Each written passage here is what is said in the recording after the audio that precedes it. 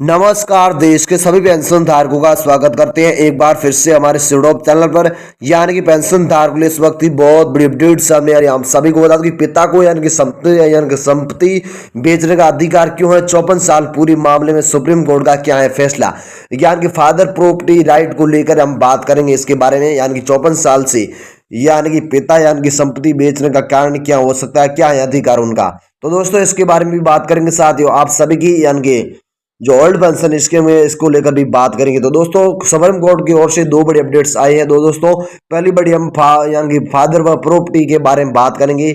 यानी कि पिता को अधिकार है क्या 54 साल पे यानी कि बेच सकते हैं यानी कि प्रॉपर्टी। दोस्तों इस पर यानी कि सुप्रीम कोर्ट का फैसला आया दोस्तों। तो पहली यानी कि पहली बड़ी अपडेट्स हम इसके बारे में जानेंगे। तो दोस्तों वीडियो को पूरा देखें, वीडियो को बीच में स्किप ना करें, साथ ही इस वीडियो को लाइक, चैनल को सब्सक्राइब करें। चलिए पेंशनधार को वीडियो पर डालते नजर। तो आपको बता कि पिता को संपत्ति बेचने का क्या है अधिकार। 54 साल पूरी मामले में सुप्रीम कोर्ट का क्या फैसला। तो आपको बता कि पिता को संपत्ति बेचने के लिए अधिकार को लेकर सुप्रीम कोर्ट ने 54 वर्ष पुराने मामले पर बड़ा फैसला एक बार फिर से सुना दिया है। आइए जानते हैं पूरी जानकारी, जानते हैं विस्तार से। तो आप सभी को बता दूं कि 54 साल पहले दायर एक याचिका को खारिज करते हुए सुप्रीम कोर्ट ने कहा कि पारिवारिक कर्ज चुकाने या कानूनी जरूरतों के लिए यदि परिवार का मुख्य यानी कि प्रत्यक्ष संपत्ति बेचता है तो यानी हिस्सेदार उसे कोर्ट में चुनौती नहीं दे सकते। तो कोर्ट ने कहा कि एक बार ये सिद्ध हो गया कि पिता ने कानूनी जरूरतों के लिए संपत्ति बेची है तो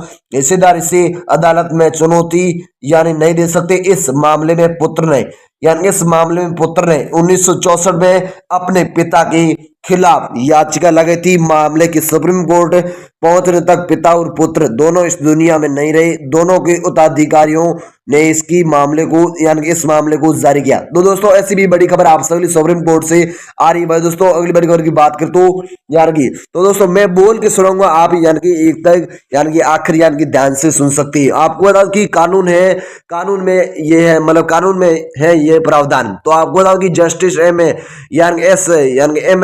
सप्रे और एक के कॉल की पीठ ने कहा कि हिंदू कानून ने अनुच्छेद 254 में पिता द्वारा संपत्ति बेचने के बारे में प्रावधान है। अनुच्छेद 254 टू में प्रावधान की करता चल अचल प्रत्यक्ष संपत्ति को बेच सकता है। वह पुत्र और पोत्रों के हिस्सों को कर्ज चुकाने के लिए बेच सकता है, लेकिन ये कर्ज और प्रत्यक्ष होना चाहिए। दोस्तों बिल्कुल सचना कर्ज किसी अनैतिक और अवैध कार्य के जरिए पैदा न हुआ हो। दोस्तों अगली खबर की बात करें तो कब बेची जा सकती है प्रेतक संपत्ति। प्रेंतरक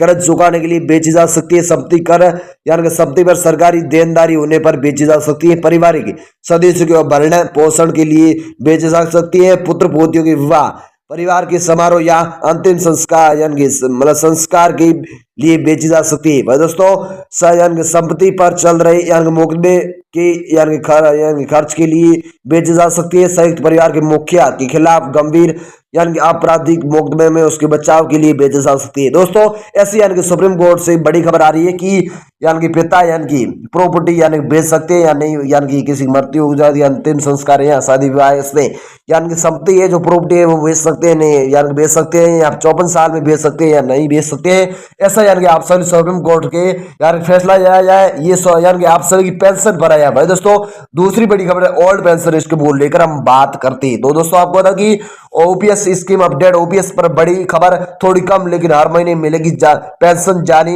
किन किन राज्यों में नया प्रस्ताव जारी हुआ है। दोस्तों आपको बता कि कुछ समय पहले ओल्ड पेंशन स्कीम लागू करने के लिए काफी चर्चाएं चल रही थी देश भर में। पुरानी पेंशन योजना को दोबारा लागू करने की मांग जोर पकड़ रही थी। इसके पक्ष में कुछ राज्यों ने केंद्र सरकार को प्रस्ताव भी दिया है। राज्यों ने प्रस्ताव देते हुए कहा कि सरकारी कर्मचारियों को ओल्ड पेंशन स्कीम में से कम पेंशन देने की बात कही है। महत्वपूर्ण बात यह है कि चाहे पुरानी पेंशन स्कीम से कम पेंशन दो, लेकिन ओपीएस की तरह ही सरकारी कर्मचारी को नियमित पेंशन देने की बात भी कही जा रही है। दोस्तों बिल्कुल सच बड़ी खुशखबरी आ रही है। दोस्तों आप सभी के लिए बहुत ही बड़ी गुड न्यूज है भाई। दोस्तों नया प्रस्ताव क्या, यानी कि नया प्रस्ताव क्या है, यानी गोल्ड पेंशन स्कीम को लेकर इसके बारे में बात करती है। तो बता दूं कि जैसा कि हम पता है, यानी कि हमें पता है कि पुरानी पेंशन स्कीम के तहत सरकारी कर्मचारी को उनकी आखिरी सैलरी का 50% पेंशन के तौर पर दिया जाता है। वित्त सचिव की अगुवाई वाली कमेटी की कोई, यानी कम्युनिटी को कोई राज्यों ने प्रस्ताव सौंपा है। उस प्रस्ताव में कहा गया है कि सरकारी कर्मचारी को न्यूनतम सैलरी पर पेंशन दी जाएगी, यानी सरकारी कर्मचारी जो शुरुआत में न्यूनतम सैलरी दी जाती है जिसकी 50% फीसदी पेंशन के तौर पर दी जाएगी। जी दोस्तों बड़ी खुशखबरी ये भी आ रही है। दोस्तों अगली बड़ी खबर की बात कर तो 5 राज्य जो ओल्ड पेंशन स्कीम को शुरू कर चुके हैं। जी दोस्तों 5 राज्य ऐसे जो ओल्ड पेंशन स्कीम को भी शुरू कर चुके हैं। तो आपको बता दूं कि अभी तक 5 राज्यों ने ही अपने राज्य में ओल्ड पेंशन स्कीम शुरू की है। राजस्थान, छत्तीसगढ़, झारखंड, पंजाब और हिमाचल प्रदेश राज्यों ने पहले से ही ओल्ड पेंशन स्कीम लागू कर दी है। इन 5 राज्यों में ओल्ड पेंशन पहले से ही स्कीम लागू हो चुके हैं, लेकिन अब नए राज्य उसमें क्या है, ओल्ड पेंशन स्कीम को लेकर प्रस्ताव। ऐसी बड़ी खबर आप सभी लिए सुप्रीम कोर्ट से आ रही है। लेकिन अन्य राज्यों में भी अभी तक एनपीएस के तहत भी लाभ दिया जा रहा है। इसके साथ ही महाराष्ट्र सरकार ने भी शताधिक यानी कि तौर पर उन सभी सरकारी कर्मचारी को ओल्ड पेंशन स्कीम का लाभ देने को मंजूरी दे दी है जिन्हें अभी यानी कि तक नई पेंशन स्कीम का तहत लाभ मिल सकता है। जी दोस्तों आपके लिए बड़ी गुड न्यूज, बड़ी खुशखबरी सामने आ चुकी है। दोस्तों अगली बार खबर की बात करें तो 2004 में बंद की गई थी पुरानी पेंशन स्कीम। तो आपको बता दूं कि जैसा कि हमने आपको बताया कि ओल्ड पेंशन स्कीम में सरकारी कर्मचारी को उनकी आखिरी सैलरी का 50% फीसदी दिया जाता है।